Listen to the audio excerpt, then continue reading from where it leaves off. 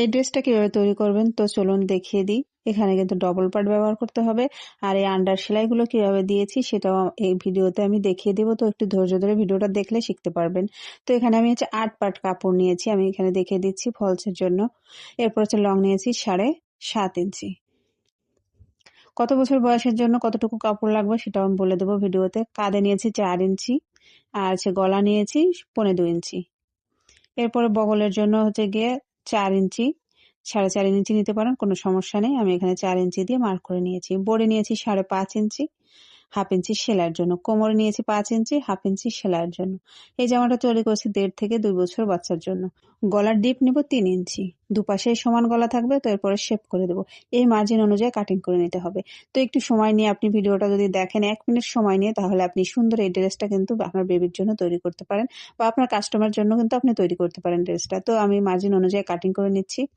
Cutting হয়ে গেছে, এটাকে আমি আলাদা করে নিচ্ছি দু পার্টে বসিয়ে। এরপরে সামনে পিছনে দুপাটেই কাটিং করতে হবে। তো আমি 4 পার্ট এখানে বসিয়ে এভাবে শেপ করে দিচ্ছি। গলার মাঝখান থেকে শেপ দিবেন। এরপর বগলের থেকে একটু উপরে। এরপরে এই মার্জিন অনুযায়ী কাটিং করে নেবেন। যেভাবে কাটছি ঠিক সেভাবে করে কেটে নেবেন। ফিতার জন্য আমি লং নিয়েছি 16 ইঞ্চি, চওড়া নিয়েছি 3 ইঞ্চি। আপনারা চাইলে একটু চিকনও নিতে পারেন।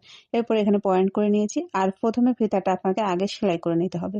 তো এখানে আমি পার্ট দুটো বসিয়ে নিচ্ছি দুপাশে, সামনে পিছনে। এরপরে ফিতাটা সেলাই করে নিচ্ছি। ফিতাটার কর্নারে গিয়ে কোনাকুনি সেলাই দিব, কারণ এই ফিতাতে টার্সেল বসানো যাবে না, তো তার জন্য। এরপর ফিতাটা ভালো করে লক করে সেলাই করে নেবেন। সেলাই করে নেওয়ার পরে ফিতাটাকে সদর করে নেবেন। আমি ফিতাটা সদর করে নিয়েছি। এরপরে পয়েন্ট দিয়েছিলাম সেখানে ফিতাটা বসিয়ে গলার এই কর্নার থেকে সেলাই করে বগল পর্যন্ত সেলাই করে নেব।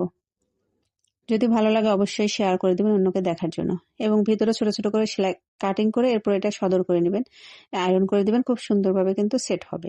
এভাবে দুইটা রেডি করে নেবেন। আমি একটা রেডি করে আপনাদের দেখিয়ে দিলাম। এরপরে কাঁধ দেখেন আমি যেভাবে দেখাচ্ছি ঠিক সেভাবে জয়েন করবেন। এগুলো আসলে বলে বোঝানো যায় না। দেখেন দুই পাশে বসিয়ে কিন্তু আমি সেলাই করছি সদর করে রেখে। উল্টো পাশ সেলাই করে নিয়েছি, এই যে দেখেন সেলাই হয়ে গেছে। এরপরে বগলের সাইডও সেম ভাবে এই যে আমি ভিতরে সদর সাইড দিয়ে বাইরে সেলাই সাইড নিয়েছি। এরপরে এভাবে সুন্দর করে বসিয়ে এই বগলের কর্নার থেকে সেলাই করে ওই বগলের কর্নার পর্যন্ত সেলাই করে নেবেন। সেলাই করা হয়ে গেলে সদর করে নেবেন। দেখেন আমি সদর করে নিয়েছি। এরপর সাইডটাও ঠিক সেম ভাবে সেলাই করতে হবে। দেখেন এক পার্ট বসিয়ে দ্বিতীয় পার্টও এভাবে বসিয়ে সেলাই করে দেবেন। এখানে ডবল সেলাই করে দেবেন। আমি যেভাবে দেখিয়েছি ঠিক সেভাবে সেলাই করবেন। এটা আসলে বোঝানো যায় না। দেখেন তাহলে ভিতরে সেলাইটা আপনার দেখা যাবে না, আন্ডার সেলাই হয়ে গেল। তো বডিটা এভাবে করে রেডি করে নেবেন। এরপরে আমরা নিচের কুচির জন্য যাব। কুচির জন্য এখানে আমি লং নিয়েছি 13 ইঞ্চি, 13.5 ইঞ্চি, আর গিয়ে কুচি চওড়াটা নিয়েছি 15 ইঞ্চি। কাপড় আপনি কম নিতে পারেন, 12 ইঞ্চিও নিতে পারেন, 13 ইঞ্চি নিতে পারেন, আপনার কাপড় বুঝে। এরপর কুচিগুলো দিয়ে দিবেন। আমি কুচিগুলো দিয়ে দিচ্ছি। এক পাটের কুচি আমি দেখিয়ে দিচ্ছি, অন্য পাট আপনারা করে নেবেন।